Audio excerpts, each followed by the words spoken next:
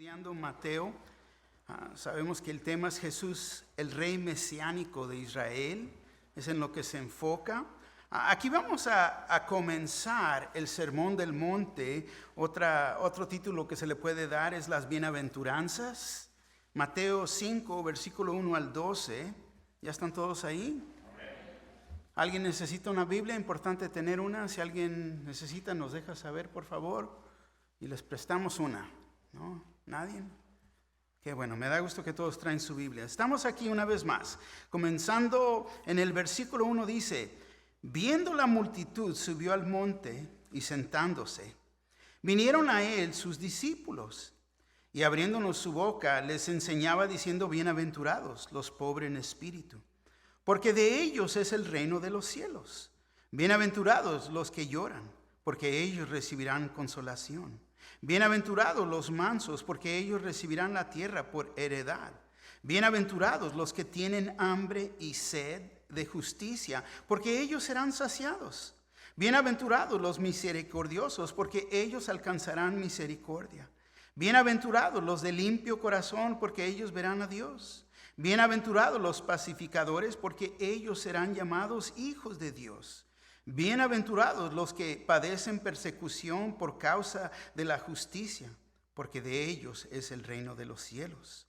Bienaventurados sois cuando por mi causa os vituperen y os persigan y digan toda clase de mal contra vosotros, mintiendo. Versículo 12 dice: gozaos y alegraos, porque vuestro galardón es grande en los cielos, porque así persiguieron a los profetas que fueron antes de vosotros.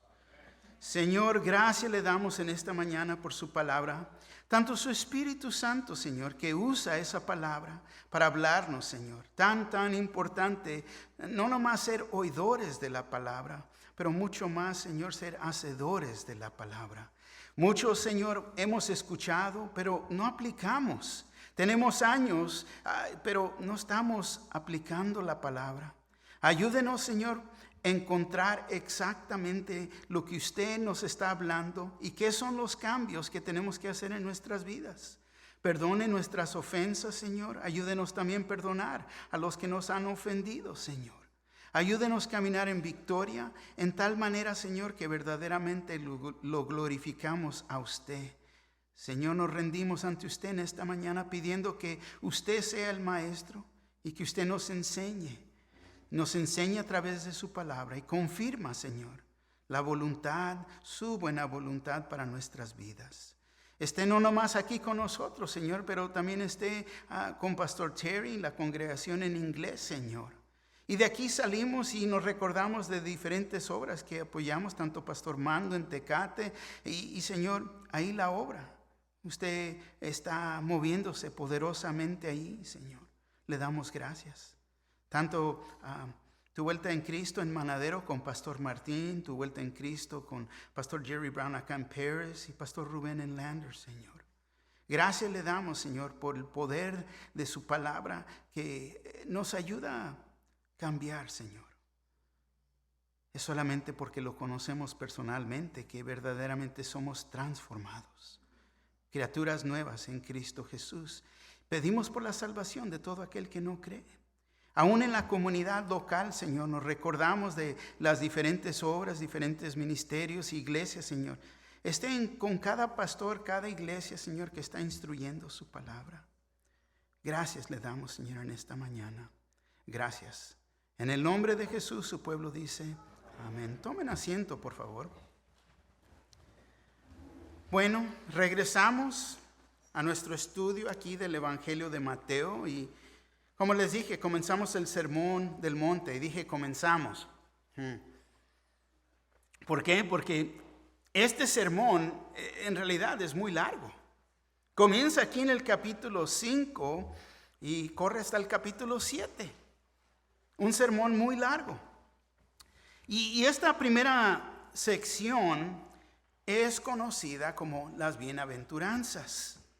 Podemos decir que en realidad es una de las porciones de la Biblia más conocida, más estudiada, más predicada.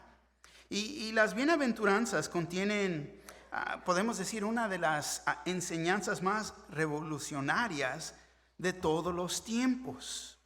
Tanto como en los tiempos que el Señor las dio, como hoy en día. Muy aplicable. Y escucha lo que voy a decir aquí. Toma nota, escucha. Muchos han buscado, siguen buscando, seguirán buscando la felicidad. Nuestro Señor Jesús en el Sermón del Monte nos enseña cómo poder ser feliz. Increíble. Simplemente la palabra bienaventurados es la palabra griega makarios. Apréndansela. Makarios es la palabra bienaventurados. Y makarios, para entender, significa feliz, dichoso, bendecido. Literalmente significa muy feliz. Cada vez que vemos aquí en nuestro estudio, bienaventurados, está diciendo muy feliz, muy feliz. Pero quiero que entiendan, esta palabra era una palabra muy poderosa para los que la oían por primera vez de nuestro Señor Jesús en ese día. Necesitamos entender que esta palabra no se usaba para los seres humanos. Ellos no la entendían en esta capacidad. Ellos entendían ser muy feliz. Ellos, fíjate, esta palabra para ellos quería decir gozo divino y perfecta felicidad. ¡Wow! Entonces, ¿cómo pudiera un hombre tener este tipo de gozo o felicidad? Porque era una palabra muy poderosa, muy alta, fuera del alcance de un hombre o de una mujer. Porque ellos creían que esta felicidad estaba reservada solamente para los dioses, con D chiquita, o para los muertos. Ya están felices, ya no están aquí. Es como ellos usaban esta palabra. Pero lo que ellos no podían comprender, lo que el Señor Jesús les estaba ofreciendo en el Sermón del Monte. Porque fíjate, una vez más, bienaventurados implicaba una satisfacción y suficiencia interna que no dependía de las circunstancias exteriores. Para poder entender en palabras sencillas, nuestra felicidad no se basa a las cosas alrededor, fuera de nosotros. Este tipo de felicidad, makarios, bienaventurado, es interno. Amén. Y esto es lo mismo que Él ofrece hoy en día. Pero solamente es posible cuando uno pone su confianza en Él, creer en Él. Está reservada para el creyente. Lo que podemos ver y entender en estos versículos es que nos describen al verdadero cristiano. Y verdaderamente se está refiriendo al carácter. Porque es en el carácter, el temperamento que siempre viene antes de la conducta, debido a que lo que somos determina lo que hacemos. Tan sencillo así. Recuerda que Dios, Él siempre mira el corazón de cada uno. Él puede ver el corazón de cada uno. Porque es ahí donde se decide el destino de la vida. Es creer en el corazón. Jesús nos muestra que la verdadera justicia es interior. Y ya vimos esta palabra de ser justificado. El miércoles hablamos acerca de esto en la Santa Cena. No como la falta justicia, como de los fariseos, de los saduceos, y también los bien feos, ¿no? Pero no. Los religiosos, que creen que la santidad consiste en acciones. acciones religiosas. El pecado es interno, pero ellos enseñaban que el pecado, los pecados que uno comete es externamente. No tiene nada que ver con el interior de uno, y esto es falso. Porque Dios mira el corazón. Así que vemos una progresión definida en estos versículos. Nos muestran cómo una persona empieza, fíjate, con su propio sentido de pecado. Y finalmente llega a ser un hijo de Dios y los resultados que siguen. Veremos cómo debemos de tratar con actitudes lo que pensamos en nuestros corazones.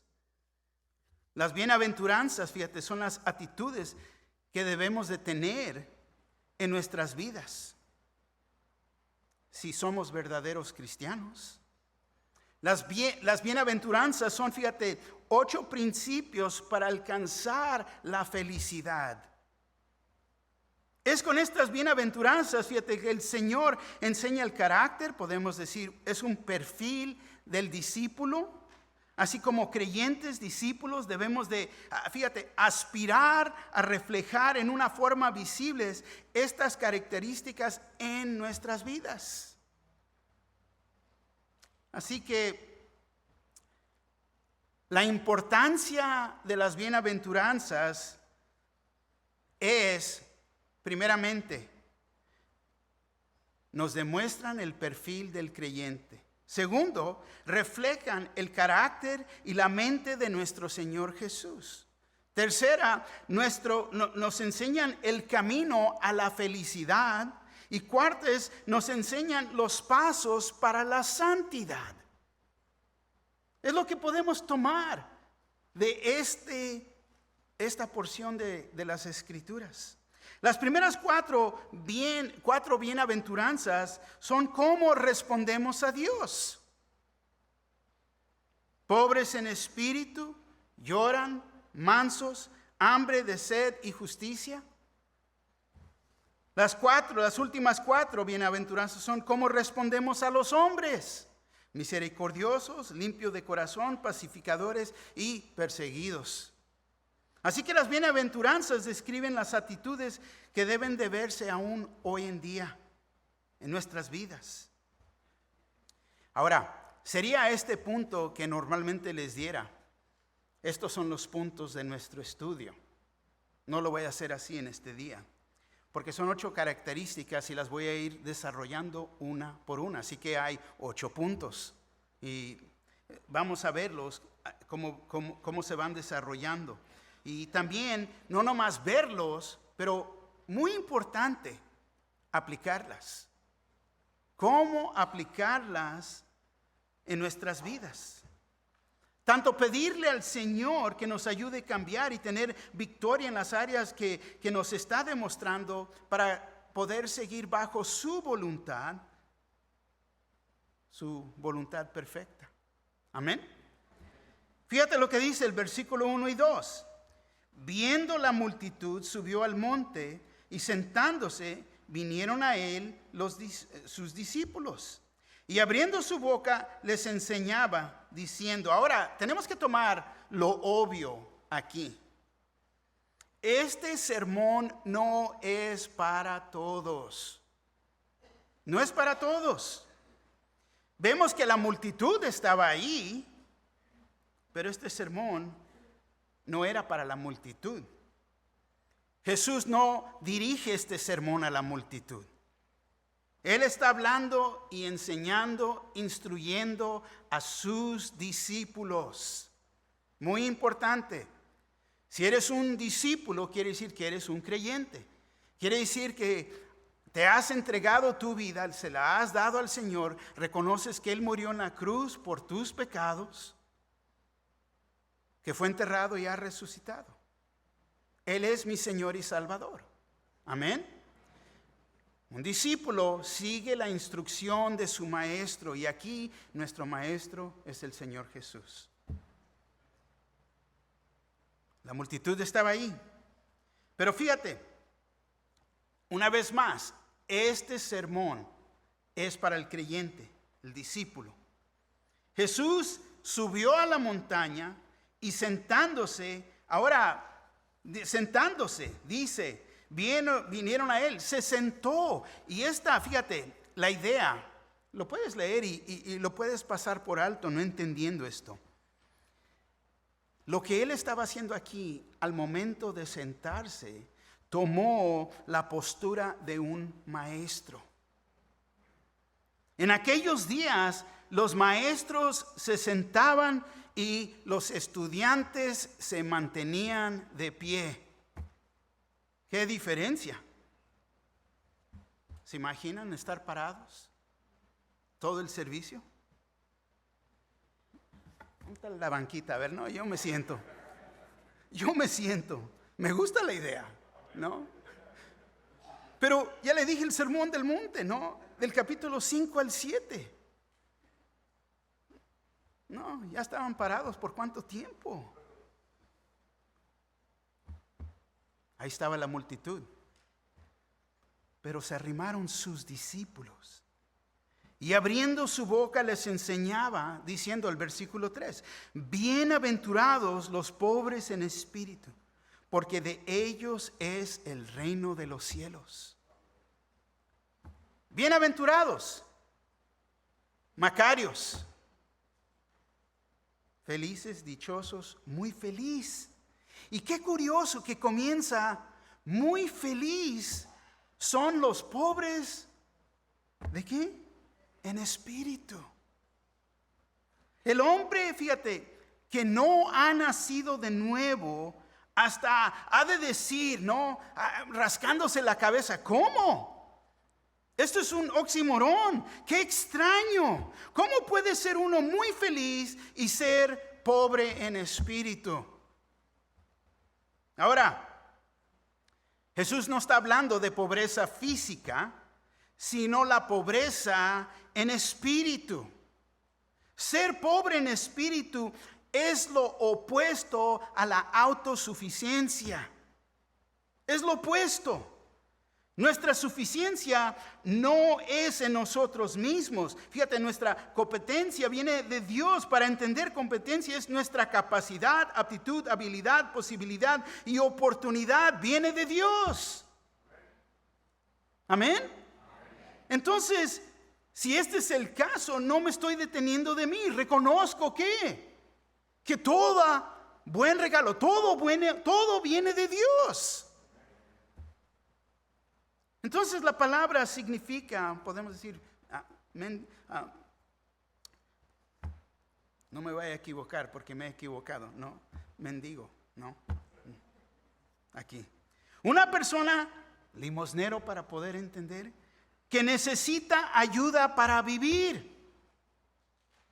Jesús nos está diciendo que las personas que reconocen su condición espiritual, que reconocen que necesitan de Dios para vivir, son felices. Gloria a Dios. Yo no puedo, lo necesito en mi vida todos los días. Momento por momento, minuto por minuto. Necesito de Él. Porque aparte de Él, soy nada.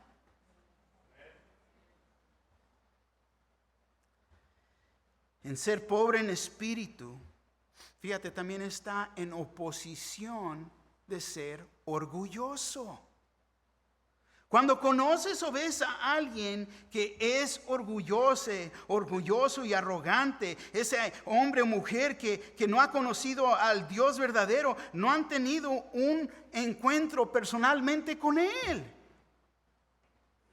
Porque ahí está levantado el ego, el yo. ¿No? De ahí sale el pecado de machista, que en realidad es nada pero ego. El mundo, fíjate, es el mundo que promueve la autosuficiencia, pero Dios mora con cada persona cuyo corazón está quebrantado. Isaías 57:15 dice así. Porque así dijo el alto y sublime, el que habita la eternidad y cuyo nombre es el Santo. Yo habito en la altura y la santidad, y con el quebrantado y humilde de espíritu, para hacer vivir el espíritu de los humildes y para vivificar el corazón de los quebrantados. Gloria a Dios. Así que todos, y digo todos, somos pobres espiritualmente. Nadie, ninguno ha calificado por sus propios méritos. Pobre en espíritu significa que somos humildes delante de Dios, ante Dios. Y te pregunto en esta mañana, ¿lo reconoces? Es identificar mi pecado y mi pobreza espiritual que me permite entender que necesito a Dios. Qué felicidad poder reconocer eso en mi vida. ¿Qué? ¿Por qué no voy a estar feliz en reconocer eso? Romanos 7:18 dice, y yo sé que en mí, esto es, en mi carne, no mora el bien, porque el querer el bien está en mí, pero no el hacerlo. Entonces es admitir que no tengo el poder para controlar mi tendencia o hacer lo malo, que mi vida es imaginable. Es en esta manera que podemos arrepentirnos. Es en entregarnos a Dios, tener un verdadero encuentro con Dios. Y ahora es que podemos entender el resto de este versículo. Porque de ellos es el reino de los cielos. Amén. Fíjate lo que dice el versículo 4. Bienaventurados los que lloran, porque ellos recibirán consolación. En otras palabras, felices, muy felices son los que lamentan. Y lamentar es lo que debemos de hacer.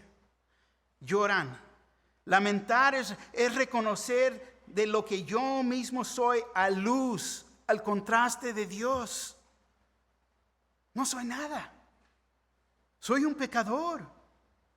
Fíjate, siguiendo en la misma pobreza de espíritu que ya se nos demostró, mi corazón debe estar quebrantado en reconocer mi propia condición.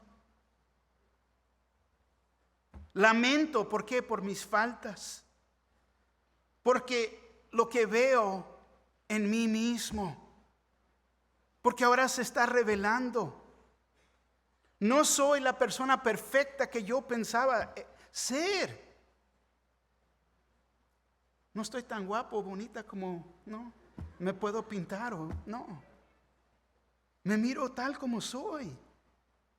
Entonces aquí el Señor no se refiere a sentirse triste, no. Fíjate, se refiere el Señor sentirse triste porque por las circunstancias de la vida, por un muerto o por algún problema, pero debe de entender uno nuestra condición.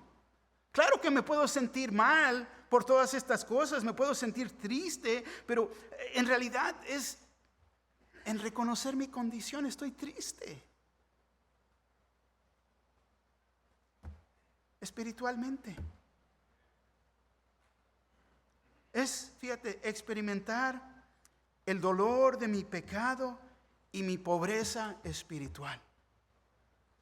Así que vemos que esta es una tristeza sincera. ¿Por qué? Porque reconozco el pecado en mi vida, que lamento por mis propias faltas, por lo que veo en mí mismo y en mí mismo. Cuando leo la palabra es un espejo y me permite ver mi interior. Pero el Señor, fíjate, nos promete que ellos recibirán consolación. Así que es el dolor que nos motiva y nos ayuda a vencer el pecado. Es tener la perspectiva correcta del pecado que produce este dolor. esta incomodidad que nos trae al punto de llorar. Voy bien, me tropiezo y de repente, ay Señor, perdóname, y ahí estoy, doliendo, sufriendo, porque la regué, porque no soy perfecto. Y es cuando Dios nos puede ayudar con nuestra lucha contra el pecado. Y Él mismo nos consolará. Vemos que el Señor, fíjate, comienza a ministrar con uno cuando hemos llegado, podemos decir, al fin de uno mismo. Al punto de lamentar. Porque ya a este punto ya no tengo fuerzas. No tengo habilidad. Ya no tengo poder en mí mismo. 2 Corintios 7, 8 al 10 dice así: porque aunque os contriste con la carta, no me pesa, aunque entonces lo lamente. Porque veo que aquella carta, aunque por algún tiempo os contristó, ahora me gozo, no porque haya sido contristados, sino porque fuisteis contristados para arrepentimiento.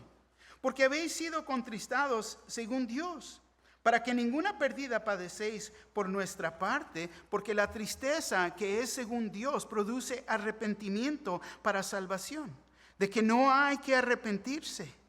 Pero la tristeza del mundo produce muerte. Entonces, te puedes sentir mal de lo que has hecho. Muy mal. Volteas y te deprimes y andas, pobrecito yo, sintiéndote mal. La nube negra sobre ti, ay, pobre yo, ¿no? Pateando el bote, ¿no? Y sintiéndote mal. Pero hay una diferencia.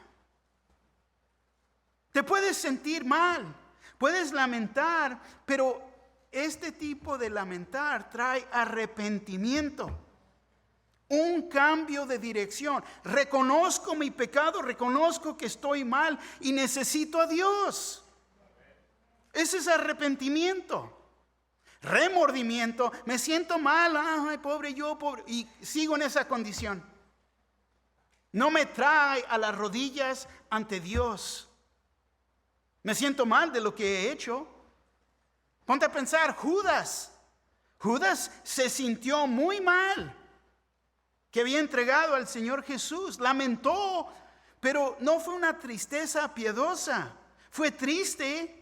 Una tristeza de este mundo. Fíjate, lo llevó esa tristeza. Y pobre yo me siento mal.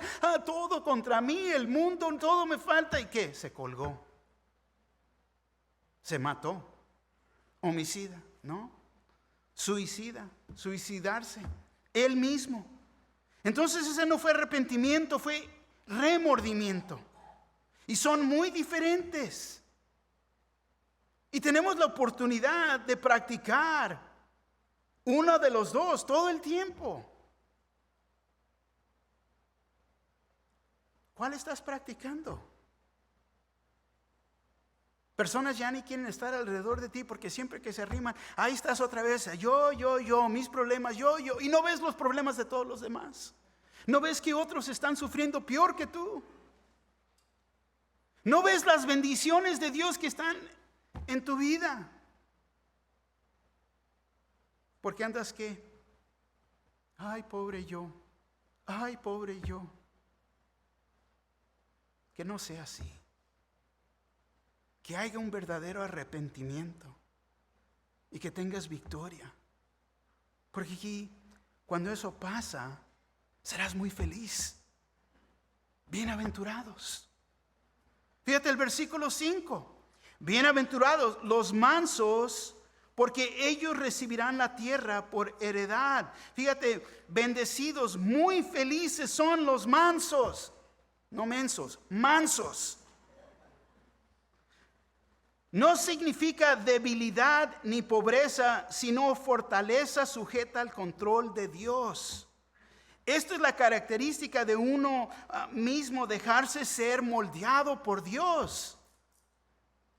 Dios me quiere que cambie esta área de mi vida.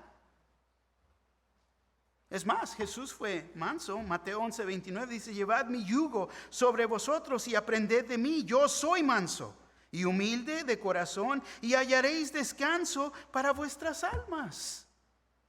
Fíjate, hasta descanso de vuestras almas. Nosotros, cristianos, como sus discípulos, debemos demostrar mansedumbre en nuestras vidas. Efesios 4, 1 y 2 dice así: yo pues, preso en el Señor, os ruego que andéis como es digno de la vocación con que fuisteis llamados, con toda humildad y mansedumbre, soportándonos con paciencia los unos a los otros en amor. Así que el deseo de ser como Jesús, sin importar el precio, esto es tener humildad para poder ver mi pobreza y mi necesidad espiritual. Esto nos ayuda a ser más como Él y menos como nosotros. Es, fíjate, todos los días conscientemente decidir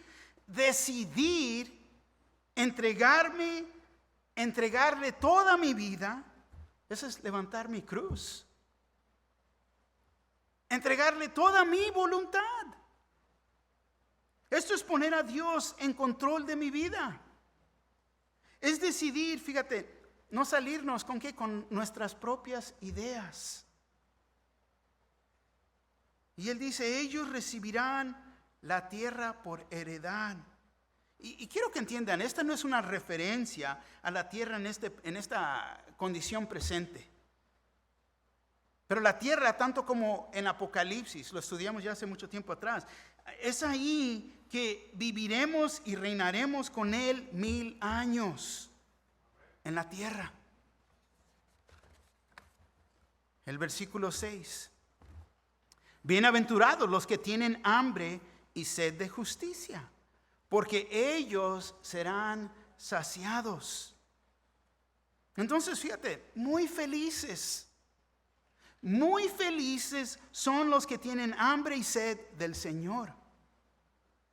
Muy felices son, fíjate, los que tienen este deseo apasionado por el Señor y su palabra. Es tener deseo de Dios y del conocimiento de Dios para poder someternos a su voluntad. El verdadero cristiano, fíjate, tiene hambre, tiene apetito por las cosas espirituales. Salmo 42:2. Mi alma tiene sed de Dios, del Dios vivo. ¿Cuándo vendré y me presentaré delante de Dios? ¿Cuánto? ¿Será después de este servicio? Cuando tienes la oportunidad que Dios te está hablando y dice, arrímate a mí. Cuando uno tiene la oportunidad de decir, heme aquí. Te pregunto, ¿estás hambriento y sediento de justicia? Un hermano, gloria a Dios. No. Fíjate, seguramente Dios ha de saciar esa hambre y sed de tu corazón. Ahora, para que Dios pueda obrar, y yo lo digo así, en mí, porque lo tenemos que hacer personalmente, para que Dios pueda obrar en mí, me tengo que someter con humildad. Reconozco y entiendo mi necesidad, deseo conocerlo a Él y su verdad más. Y hay que tomar los pasos necesarios para cambiar, responder. Amén. Santiago 4:10 dice, humillaos delante del Señor y Él os exaltará. Bienaventurados, versículo 7. Bienaventurados los misericordiosos, porque ellos alcanzarán misericordia. Te pregunto, ¿tienes un espíritu perdonador? ¿Amamos a los demás? Si mostramos misericordia, tanto como el Señor Jesús ha sido misericordioso con nosotros, se nos va a devolver esa misericordia. Santiago 2:13 dice, porque juicio sin misericordia se hará con aquel que no hiciere misericordia. Y la misericordia triunfa sobre el juicio. Muy felices son los misericordiosos, porque ellos mismos alcanzarán misericordia. En ver alcanzado misericordia es lo que nos hace. Ahora tenemos la habilidad de ser misericordiosos. Y misericordia es una característica de Dios que cada uno de nosotros como creyentes debemos de poseer. Nos deberíamos de preguntar, ¿ofrezco perdonar a los que me han herido? ¿Corrijo el daño que he causado a otros? En ser misericordioso es cuando uno verdaderamente demuestra la gracia de Dios, el favor inmerecido, tanto el perdón que cada uno de nosotros hemos recibido como creyentes. Proverbios 14:22, no hierran los que piensan el mal, misericordia y verdad alcanzarán los que piensan el bien. Versículo 8. Versículo 8 nos dice, bienaventurados los de limpio corazón, porque ellos verán a Dios. Fíjate, muy felices los de limpio corazón, porque me he arrepentido, porque reconozco la gracia de Dios, porque entiendo su misericordia sobre mi vida. Yo sé que aparte de Él no soy nada. Muy felices son los de limpio corazón. Entonces se refiere a aquellos que buscan la integridad, que quieren una integridad verdadera, interna y no superficial. Encontrarás la felicidad en una vida de santidad. Amén. Muy felices son las personas que sus motivos siempre y totalmente son, lo puedo decir de esta manera, sin mezcla. Ellos verán a Dios. No están mezclados con el mundo y o el pecado. Salmo 51:6 dice, he aquí, tú amas la verdad en lo íntimo y en lo secreto me has hecho comprender sabiduría. Fíjate, es tener, no nomás una mente, pero en realidad un corazón no dividido. Un corazón que no está dividido entre el mundo y Dios, entre la santidad y el pecado. Te pregunto, ¿deseo agradar a Dios? Se me hace buena pregunta, porque eso nos ayuda a poner las cosas en perspectiva. Versículo 9. Bienaventurados los pacificadores, porque ellos serán llamados hijos de Dios. Muy felices serán los pacificadores, los que tienen la tendencia, fíjate, de vivir en paz. Es la persona que se humilla y busca la restauración. Ha recibido paz con Dios y es movido por esta paz de Dios que está en lo que él o ella busca resolver. Ellos buscan resolver sus conflictos. Yo digo, wow. Me quedo asombrado de lo que nuestro Dios quiere hacer en nosotros. A veces quiere hacer, uno dice, ay no, esto está muy difícil. No, es para tu mejor beneficio. Es como vas a encontrar la felicidad. Es como te vas a librar de estas cargas, lo que no quieres hacer. No, pero es que yo estoy bien. Ok, si tú dices. Pero aquí nos está dando la receta de cómo tratar con estas cosas. Efesios 6:15 dice que y calzado los pies con el apresto del evangelio de paz, fíjate. Nosotros hemos recibido el evangelio de paz.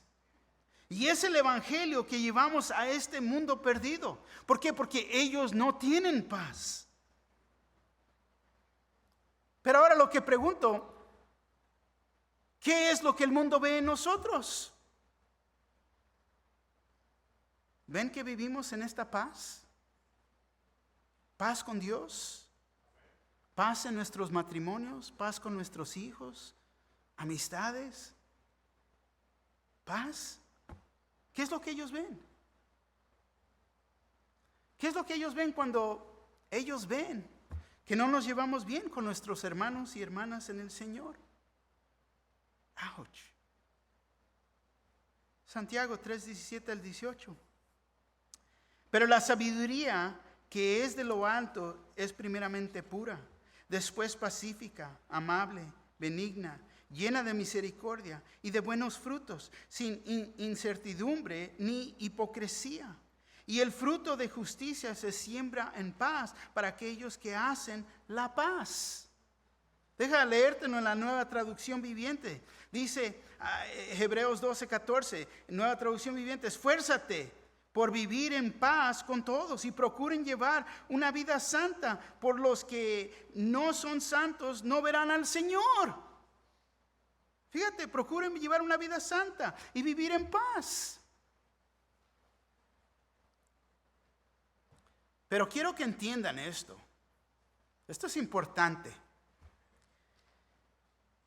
Les tengo que decir que esta paz no es paz a cualquier costo. ¿Y por qué digo esto? Debemos de seguir la paz con todos. Esto es lo que debemos de hacer. Pero como cristianos no debemos de ser contenciosos al contender por la paz. Así que somos pacificadores porque estamos en paz con Dios. Pero fíjate, tenemos que reconocer, los cristianos, cada uno de nosotros, somos embajadores habilitados por el mensaje de paz de Dios a un mundo afligido. Por lo tanto, se les debe de llamar hijos de Dios. ¿Por qué? Porque estamos en paz con Dios. Pero no paz a todo costo, porque hay veces uno, no, es que no miro allá, viven en pecado y no quieres tratar aún con lo que está pasando en tu propio hogar. Y eso es una paz falsa. La verdadera, para mantener esta paz, siempre se tiene que hablar la verdad en amor.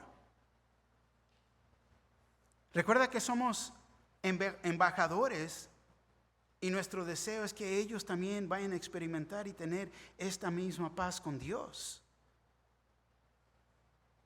Evangelistas. Aquí los últimos 3 versículos, del 10 al 12, es la octava bienaventuranza, y esto habla de persecución. Y increíble, el versículo 10. Bienaventurados los que padecen persecución por causa de la justicia, porque de ellos es el reino de los cielos. Muy felices los que padecen persecución. ¿Qué? ¿Sí? Es exactamente lo que dice. Pero tenemos que notar que la persecución es por causa de justicia. De justicia. Es importante tomar esto en cuenta. Hay los que dicen, estoy sufriendo persecución, porque soy cristiano. Estoy sufriendo persecución, pero te voy a decir, no necesariamente es por causa de justicia. Fíjate lo que dice el versículo 11. Bienaventurados sois cuando por mi causa os vituperen y os persigan y digan toda clase de mal contra vosotros, mintiendo. La Biblia de las Américas dice así: bienaventurados seréis cuando os insulten y persigan y digan todo género de mal contra vosotros falsamente por causa de mí. Vemos que dice que esto pasa, y aún hasta dice falsamente, mintiendo. Las personas vienen en contra de uno, lo buscan acusar falsamente, pero es por causa del Señor. Por causa del Señor, no por nuestras propias acciones. Hay veces uno está, no, vienen en contra de mí por mi religión. Vienen de mí, no. Me recuerdo hace mucho tiempo, trabajaba en Staples y tenía una posición de manejar ahí. Y existían muchos religiosos ahí. Llegaron y había mujeres que trabajaban y su religión les demandaba que tenían que usar faldas todo el tiempo. Y faldas hasta el piso.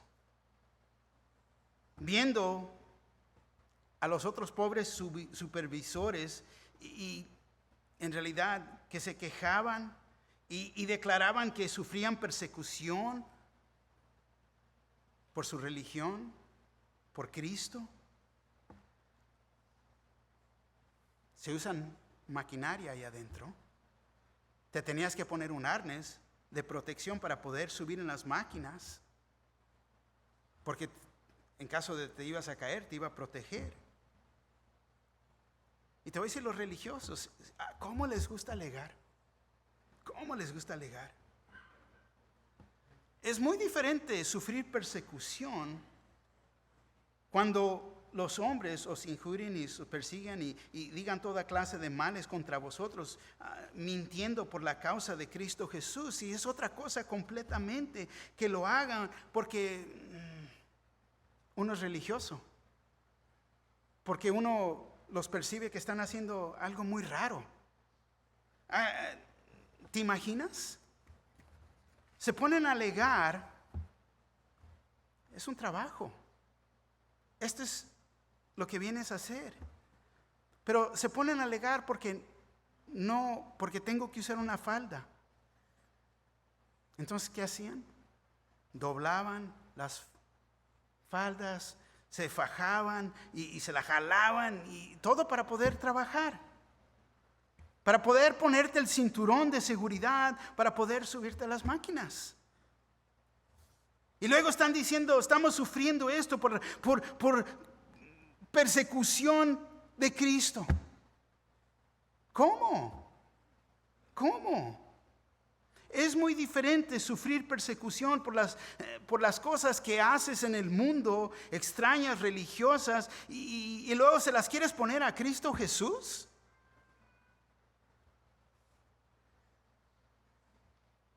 No nos dice las Escrituras que uno va a ser bendecido en hacer cosas extrañas, raras o religiosas. No lo dice.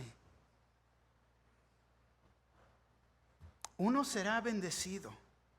Uno será muy feliz cuando es por causa de la justicia y por causa de su nombre. Muy feliz.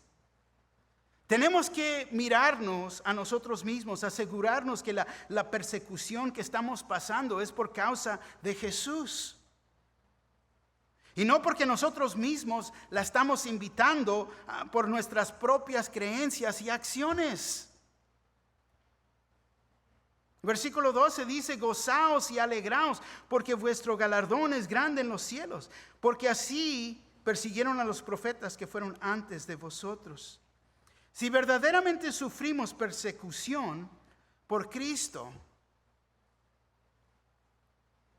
vemos que nuestro galardón nos espera en los cielos. Y te voy a decir, no es fácil.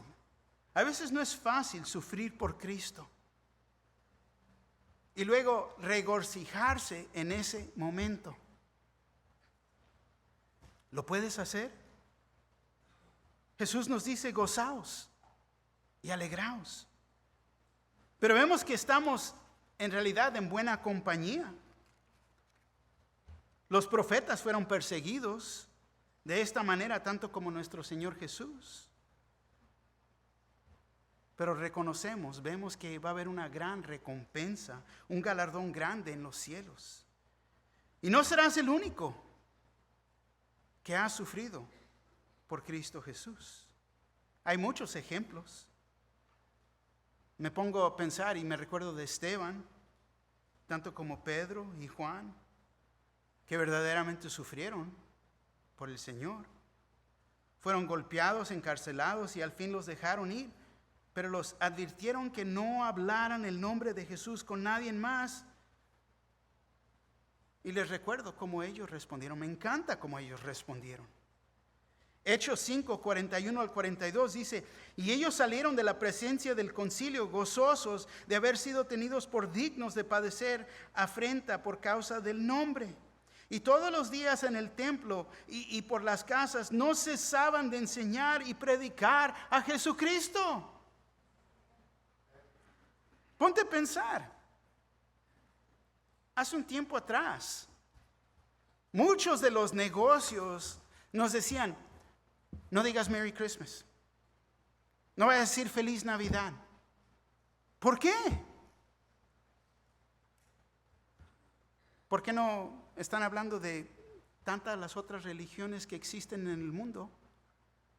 Pero te están diciendo, ¿por qué? Porque solamente hay una verdad. Feliz Navidad, ¿por qué? Porque Cristo vino a este mundo con un propósito. Nació de la Virgen María con el propósito de dar su vida en la cruz para que cada uno de nosotros pudiéramos tener salvación.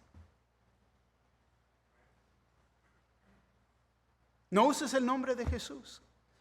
¿Qué hicieron ellos? Con más razón. Gloria a Dios. ¿Qué podemos tomar de aquí? Anoté 4 puntos de aplicación. Preguntas. Primero, ¿estás reflejando estas actitudes? 2, ¿necesitas hacer cambios en tu vida? 3, ¿arrepentirte? No te vayas de aquí sintiéndote mal. Reconoce que el remordimiento es muy diferente al arrepentimiento. Ven, arrímate al Señor. Haz los cambios necesarios en tu vida para poder glorificarlo a Él. Señor, estoy mal. Te necesito a ti. 4, cuando cambia tu corazón, vas a poder reflejar estas actitudes y verdaderamente serás bienaventurado. Serás muy feliz, porque eso fluye de adentro de cada uno de nosotros. Gloria a Dios. Vamos a poner